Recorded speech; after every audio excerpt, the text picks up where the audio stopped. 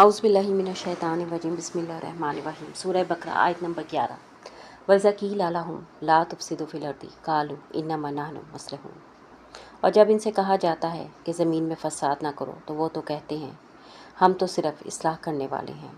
یہ آیت منافقین کے باطنی تضاد کو بے نقاب کرتی ہے۔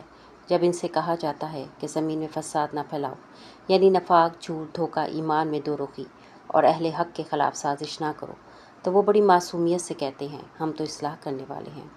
یہ وہ لوگ ہیں جو معاشرے میں فساد پھیلا کر خود کو اصلاح کرنے والے ظاہر کرتے ہیں۔ ان کی باتوں میں نرم الفاظ ہوتے ہیں، دعوے بڑے ہوتے ہیں، لیکن نیت خالی اور دلوں میں فریب ہوتا ہے۔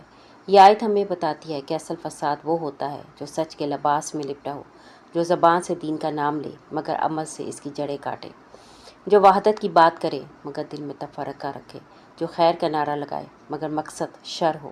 یہ آیت ایک آئینہ ہے ہم سب کے لیے۔ کیا ہم واقعی اصلاح کر رہے ہیں یا اپنے رویے، گفتگو اور نیتوں کے ذریعے نادانستہ طور پر فساد کا ذریعہ بنے ہوئے ہیں؟ استغفر اللہ ربی من کل ذنب واتوب الیہ۔